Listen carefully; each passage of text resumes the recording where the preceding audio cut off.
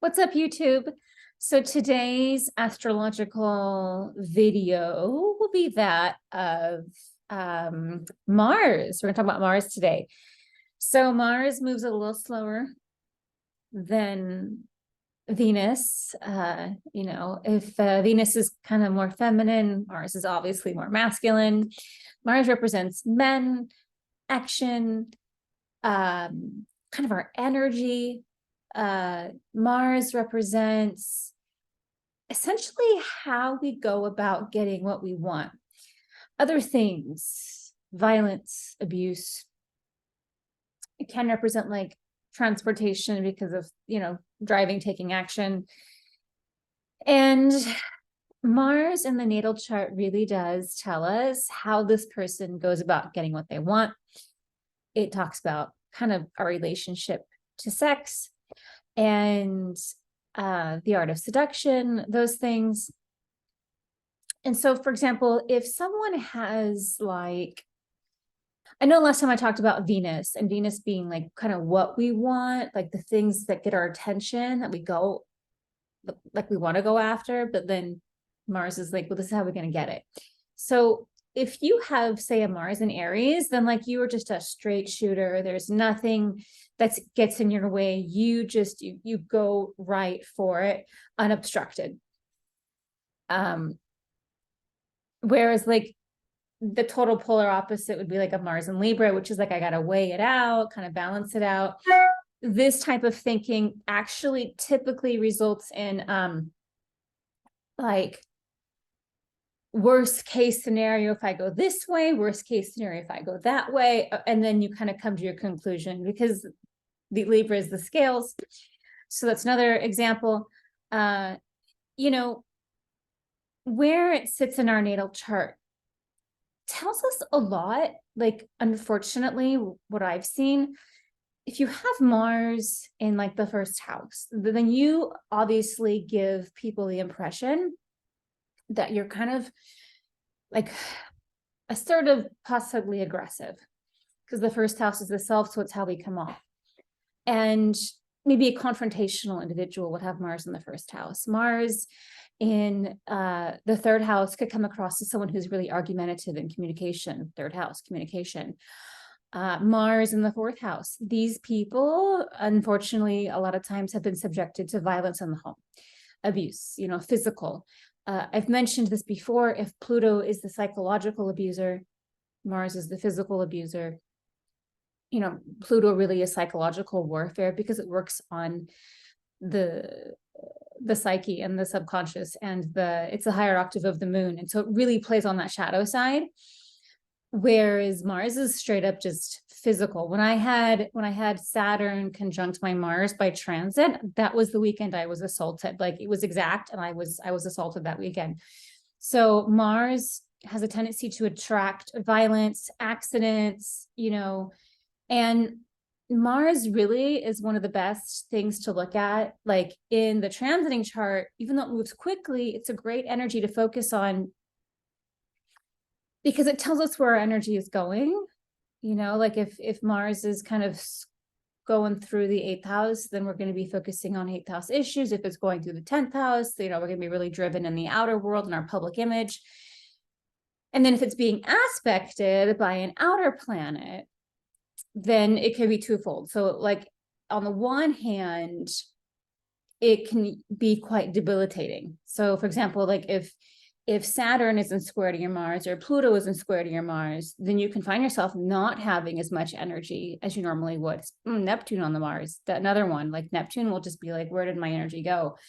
And so these outer planets can sometimes thwart our normal reserve for output. And then sometimes if it gets a trine, if you got Saturn trine to your Mars or Pluto trine to your Mars, then you have the opposite effect. Like, it's kind of like an amplification of an energetic reserve. It's a nice flow, a nice communication between these two planets. And then there's more willingness to take action.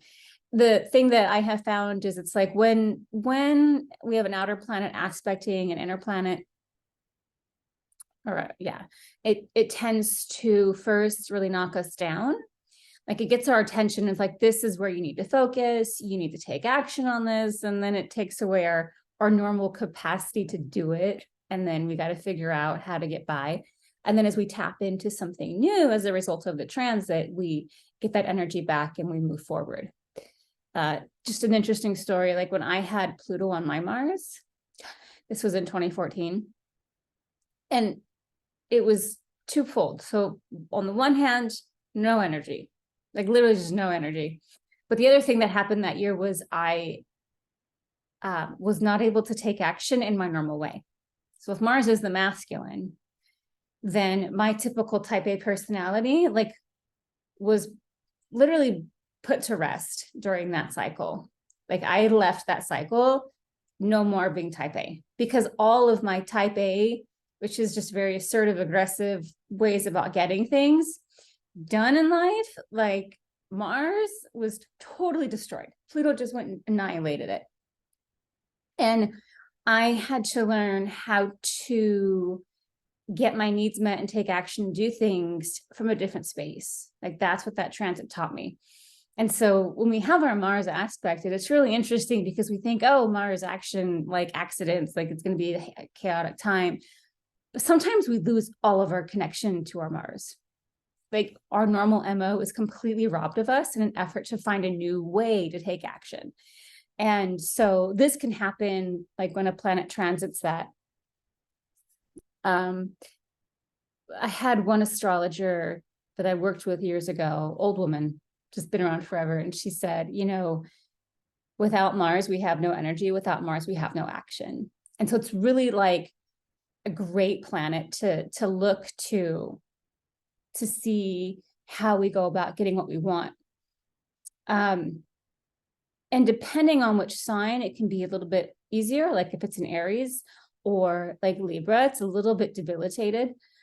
I have an Aries sun, so that kind of compensates for it. But the other thing is like in the natal chart, does it have healthy aspects helping it out? Or does it have Neptune square to your Mars, totally making it so you're like, I don't know why I do what I do. And so these are things that we have to look at when we really explore someone's chart, look at their horoscope to see, okay, what is really going on that is creating the tendency in this individual to perpetually play out these patterns. And that's where we find our lessons, that's where we find our work. And so again, nothing is like all good or all bad. It's really just different flavors. If you remember 31 flavors, it's just really different flavors of which we can operate from. And so Mars, yeah, it'll tell you a lot about your sex life as well. Mars in Pisces, this is an individual who sexually is more romantic than the average. Mars in Libra, kind of same thing, likes it sensual. Mars in Aries, going to be a lot more just direct, just gonna take no prisoners, right? Mars in Leo is going to be a little more theatrical, a little more generous. So depending on that Mars placement, we see how the archetype plays out and how people get what they want. Mars in Virgo, that's such a perfectionistic energy. But at the same time, it's also, a very healing, Virgo is basically the healer of the zodiac. So, when you understand your natal placements and you understand someone else's natal placements and you understand the archetypes that they are involved with, you can see these nuances come out in someone, and it's really quite delightful.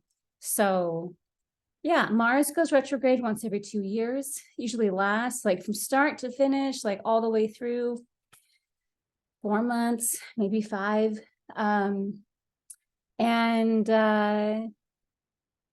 Yeah, that's kind of the long and the short of it. So anyway, guys, I hope that was helpful, and I will see you next time. All right, bye.